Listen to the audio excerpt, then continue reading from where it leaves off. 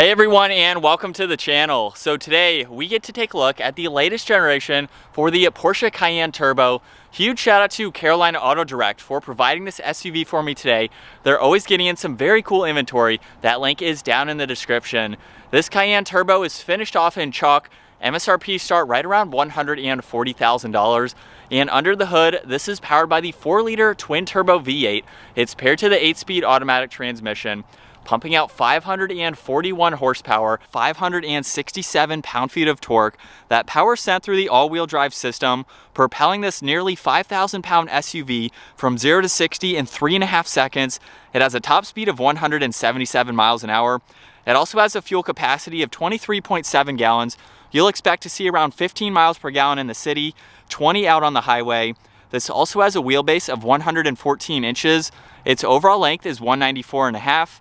It has a width of 78.4, a height of 65.1, and its ground clearance measures in at 8.4 inches. As we move on to the exterior styling now for this Cayenne Turbo, you'll notice right off the bat that a lot of Porsche models just have some very clean and elegant design. There's nothing too crisp about the exterior styling aside from a few lines that are coming down the hood, but it just has a very seamless design even in an SUV form here.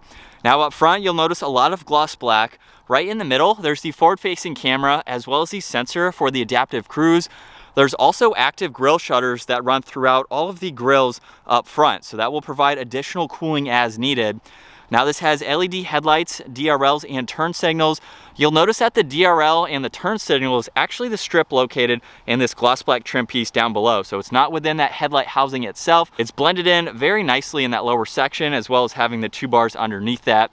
There's also parking sensors in the lower section with some more gloss black and inlets in that very lower section as well. They're also just above that lower skid plate too. Now, as we work our way to the side, this has a staggered setup for the wheels. They're 21 by 9.5 up front and then 21 by 11 in the rear. This also has 6-piston brakes up front with 4 pistons in the rear. That is such a massive Porsche caliper for this car, but it weighs a lot, so it needs that stopping power. Cayenne Turbo is in the lower section of the door. This has power folding side mirrors with a camera and a turn signal, full moonroof up top, as well as the roof racks being finished off in gloss black and all of the window trim. And like I mentioned earlier, very seamless design for the side. There's a little bit of some contoured lines in the lower side skirt, but that is about it. Gives it a great look though. You'll notice too, with the integrated spoiler, this has an additional spoiler that is currently up. There's also the third brake light, wiper blade in the lower section. This has LED taillights with that bar that runs throughout the entire power liftgate. And Porsche is actually spelled out just behind this housing. It might be a little bit hard to see on camera, but it's there. Gives it a nice subtle look. Cayenne Turbo just underneath that.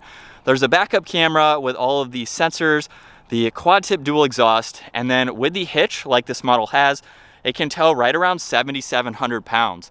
So you not only get performance, you also get practicality with this SUV and additional practicality like towing.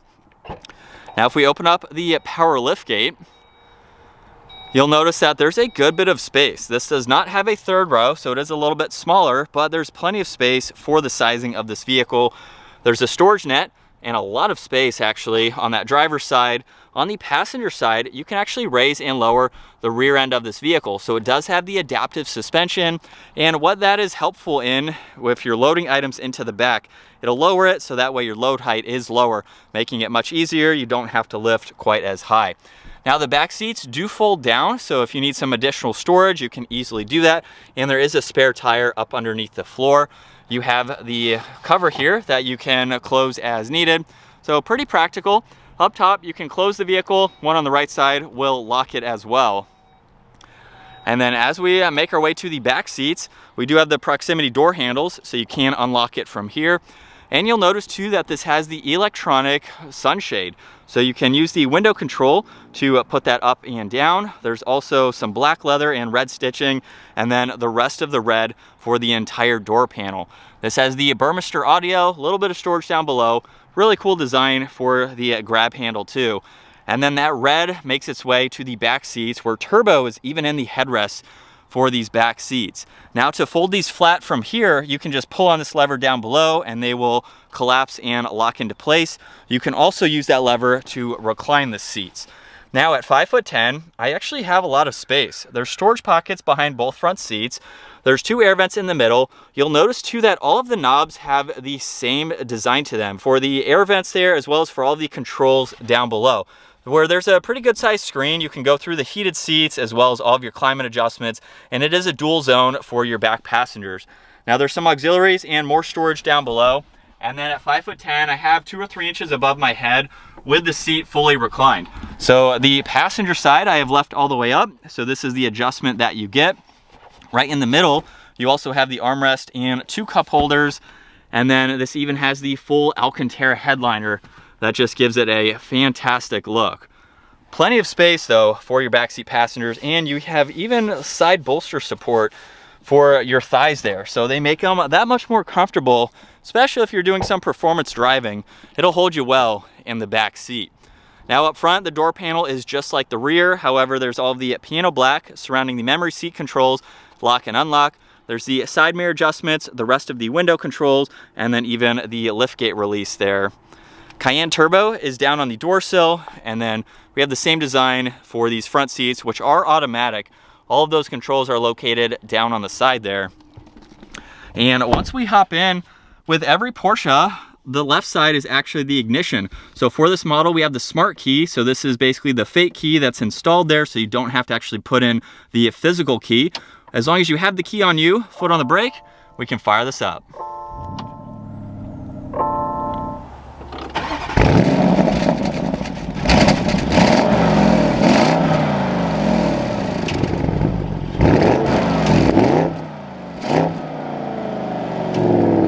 And coming back to the gauge cluster, everything is digital minus the analog tach front and center. Underneath that, there's miles per hour as well as what gear you're in. And then there's a screen on the left side and the right side. So currently on the right side, there's navigation. All you need to do is use this scrolling dial to further go through that. There's also your Bluetooth adjustments as well as a favorites and a back button. So if I just scroll on that, we can go through some lap information as well as pull up the date and the time. Look at the G-force meter, that is actually fixed on that one side there. You have your power distribution as well as your tire pressure, some other vitals that you can go into, even trip information, and then back to the nav. Now on the left side, we have these same controls for that dial there, along with a back button. You have mute and volume adjustments. So currently there's the outside temperature as well as showing the adaptive cruise control. There's also mileage. You can go to navigation just to look at that again, and that appears to be it. So it's a little bit more configurable over on that right side. Now there's also a few different driving modes you can go into. Just by twisting on this dial, we can put it into sport mode. There's also sport plus, there's an individual setting, and then a normal setting. Now if you push on this button right in the middle, this gives you your sport response. So it's a counter from 20 seconds there, just to give you a little bit more power, especially if you need to pass or something like that. Now on the left side, this is the cruise and adaptive cruise control stock. And then to the left of that, we also have all the headlight adjustments. There's one air vent. Leather covers the entire dash, where there's also a clock right in the middle, as well as an air vent on both sides. And then we have this massive touchscreen system. So once we go through all of this, we can pull up all of these apps like navigation. You can go into vehicle, and we can go through the drive modes as I showed earlier, even the chassis height. So you can raise and lower this as needed. You can go up to terrain, which is going to give you the maximum ground clearance. There's also the exhaust, there's the spoiler that you can go into, and then there's notifications, settings, even sport chrono, so you can go through the lap timer and have that set up as needed. There's also Apple CarPlay, Android Auto, and then on this left side, these are all favorites.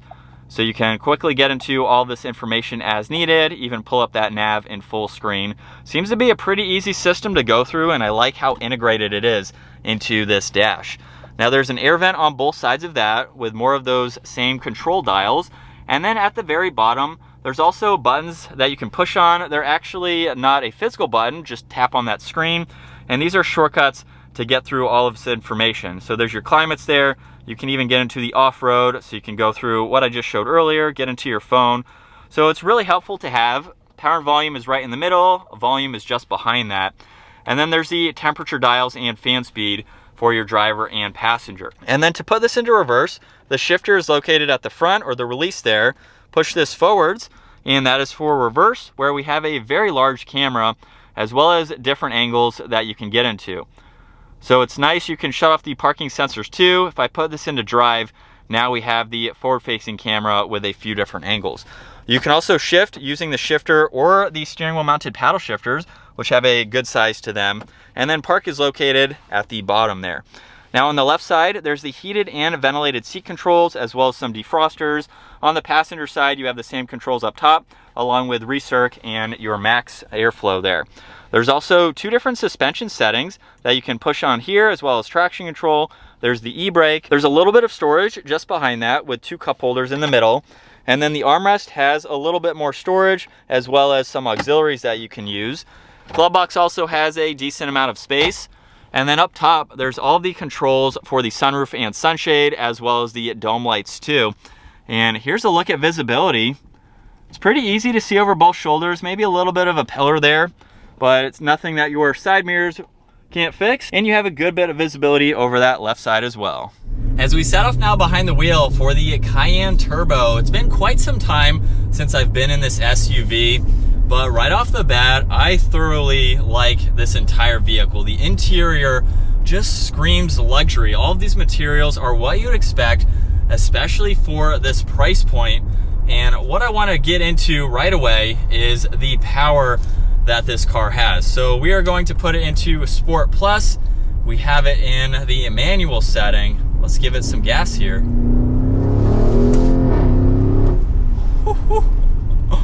I was not expecting that. That sounds so good.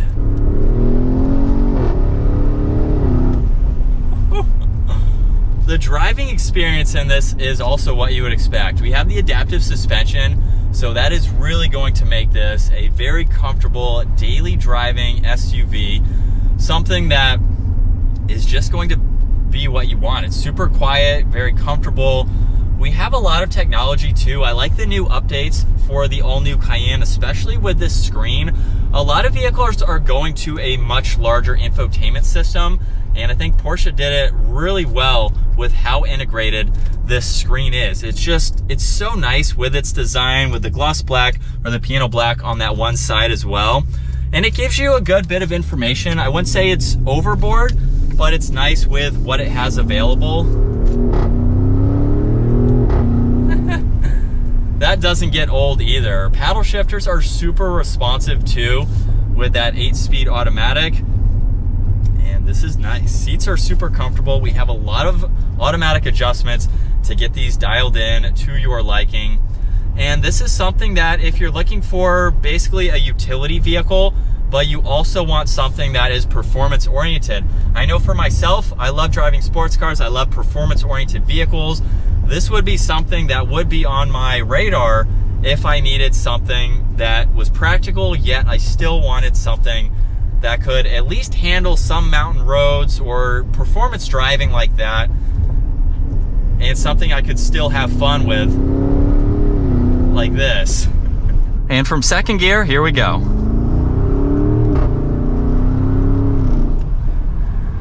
Definitely has a good sound to it.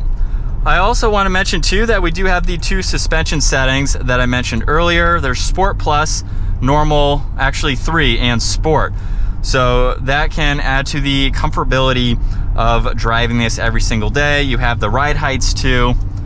It's been a nice place to be. So this is what it's like to be behind the wheel of this all-new Cayenne Turbo. I like the layout and the design of everything. Ignition is still something I'm not used to. This is the only vehicle or only brand that offers that on the left side. So that's something that has taken me a little bit of time to get used to. You can't really hear much of the downshifts at all. So it's not a loud vehicle, even with the sport exhaust on. You can definitely hear it, but it's not over the top. This is a luxury brand at the end of the day, so it's not something that needs to scream unless you decide to change the exhaust after. And then as we get back up to speed, We do have a few different driving modes like I mentioned earlier. So I've been in Sport Plus for pretty much the whole video, but you can tone it down into a normal setting where it just gets a little bit more laid back in a sense, but you can still use the manual setting and you still get that really nice exhaust sound too. So it just depends on how you want to drive this for the day. I really don't have anything to complain about. Like I said, I haven't been in the Cayenne in several years. So hopping into it, it almost feels like I'm right at home with this. I really like just everything about driving this. It's a ultra luxury focused, performance oriented SUV that has a lot to offer. That is going to wrap it up though for this Porsche Cayenne Turbo. Once again, huge shout out to Caroline Auto Direct for providing this for me today. Take a look at their website. Also, give this video a huge thumbs up if you enjoyed it, and consider smashing that subscribe button so you don't miss out on our daily uploads. I will see you all in the next video.